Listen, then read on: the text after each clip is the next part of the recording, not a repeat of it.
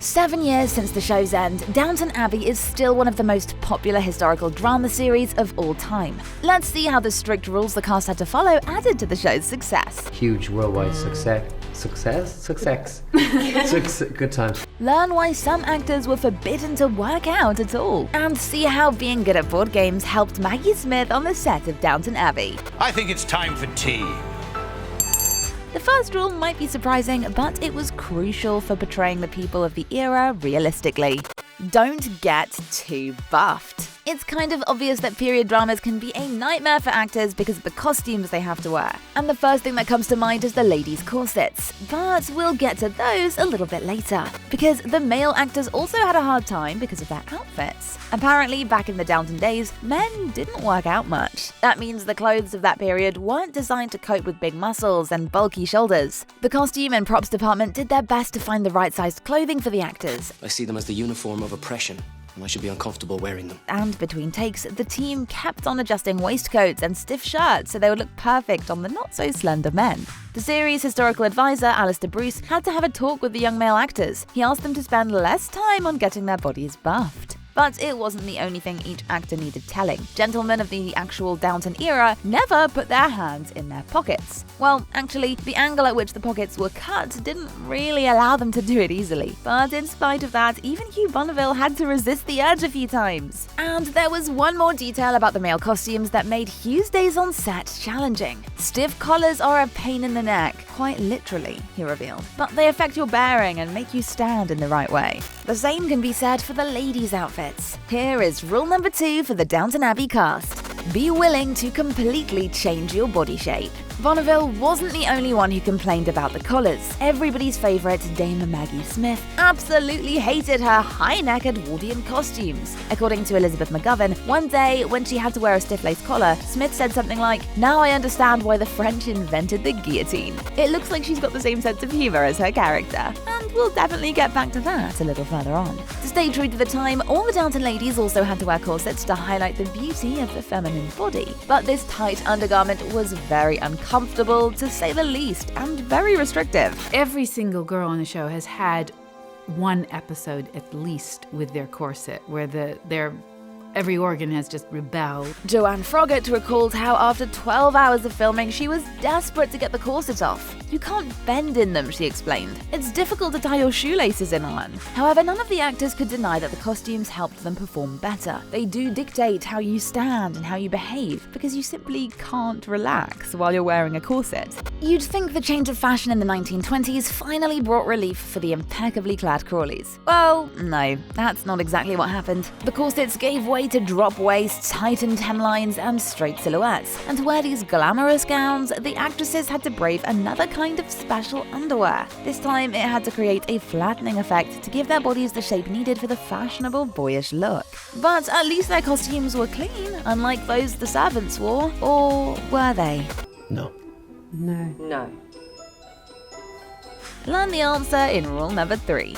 Get used to being a bit smelly. Did you notice that the clothes of the downstairs staff were rarely fresh? It turns out, for the sake of authenticity, their costumes were actually never washed. So the actors who played the servants experienced both the look and smell that depicted the differences between social classes. "We do stink, as they don't wash our costumes," revealed Sophie McShearer. "They have these weird patches which are sewn into the armpits and which they wash separately." The costumes worn by the upper class weren't fresh either, but for a different reason. Historical accuracy was paramount for the team of Downton Abbey. The outfits we see on screen are mostly original vintage pieces, like the intricately beaded Empire Line wedding dress of Lady Rose in Series 5. Oh, yummy. Understandably, these fabrics are very fragile, so the less cleaning they had to endure, the better. However, none of these rules were as hard to follow as the next one. Don't get obsessed with the food. Both upstairs and downstairs, the drama on the show often revolves around the dining table. Endless dinners, teas, luncheons, and ceremonial banquets mark the regular rhythms of aristocratic family life. Amazingly, all the food we see on screen is genuine. Hugh Bonneville often benefited the most because he was in a lot of the breakfast scenes, and he really enjoyed his sausages. The chef and food stylist of the show recalled how, on one particular day, the usual sausages she ordered weren't ready in time, so she had to get another kind. To her great surprise, Hugh noted the change change at once. Alan Leach, whose first day on set involved one of these breakfast scenes, shared Hugh's obsession with the food. However, he revealed that he sometimes suffered from it, as they always had up to 30 takes. However, other cast members remembered some less pleasant details. Although the food was real, it had some unsavory ingredients included to help it look good for longer. May I taste it?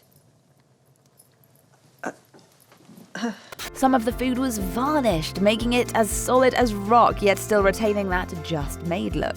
And some were frozen, like the lobster, which appeared in almost every major meal. It was beautiful and looked terrific on camera, and was very expensive. So the props team froze it when it started to spoil. Leslie Nichol and Sophie McSherra mentioned that at times the frozen food would actually start stinking up the set.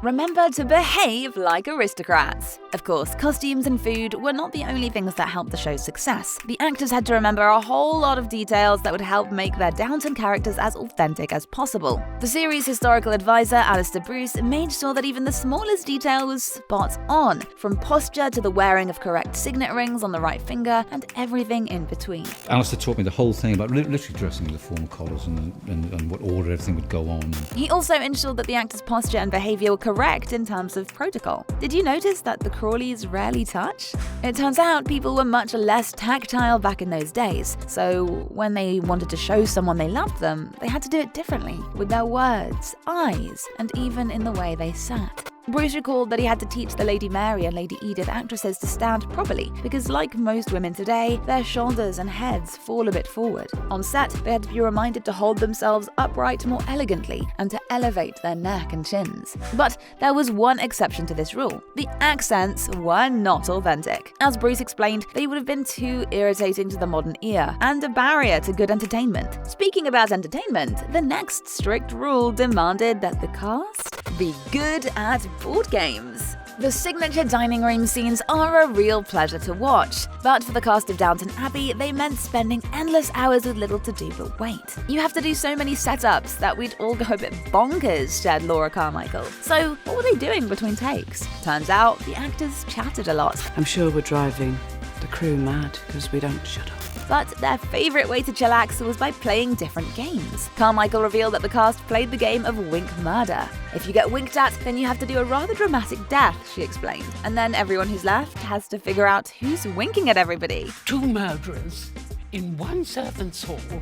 Yes, that is quite unusual, I agree. Laura was also the cast's resident gamekeeper, who made sure no one got bored when the cameras stopped rolling. She always came to the set with a bag full of games, which included a British card game called Dobble, a trivia board game Quiz Quaz, and Maggie Smith's personal favourite, Bananagrams. And according to Penelope Wilton, Maggie's brilliant at it. The entire Downton cast were fascinated by the veteran actress, but her on-screen granddaughters grew especially close to Smith. She doesn't have an iPhone and is not on social media. So Laura and Michelle Dockery would often find funny memes and show them to Maggie at work. Carmichael even kept a special stash of photos on her phone titled Funny Photos for Mags, which contained pictures of various cats doing silly things. We found each other hilarious, revealed Laura. She's a legend, so the fact that she's also a funny pal who told us naughty jokes is great. Dockery added that Maggie is one of the funniest people she's ever known, and all of that wit and humour we see on camera, it's all her. No wonder Smith had difficulties with the last rule. Deal with the popularity. Incredibly, the Downton Abbey actors had no idea that the series or its sequel movie would ever be as popular. Jim Carter said the show wasn't considered to be a surefire hit when it first aired. He shared that all involved were pleasantly surprised by its eventual success, and that it never wavered over the years. Michael Fox shared how, several years after the series ended, he, Phyllis Logan, and Leslie Nichol visited New York as tourists. While at the top of the Rockefeller Center, they asked a guide to take their photo, and suddenly they found the guy trying to get in the photo himself.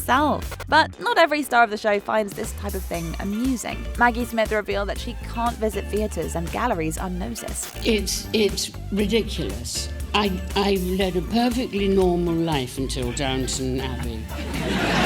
Unfortunately, that didn't stop her from playing the part of the Dowager Countess in the Downton Abbey movie. We hope to see her and all the original cast members again. Although the end of the first film seemed to suggest that Smith was finished playing her iconic character, there's a chance that Maggie will reprise it once more. After all, there were plenty of medical misdiagnoses on Downton over the years. Jim Carter promised that the script is very funny, so we're already itching to see another Downton movie, which is so far slated to premiere somewhere in spring 2022. By the way, there will be a few new faces.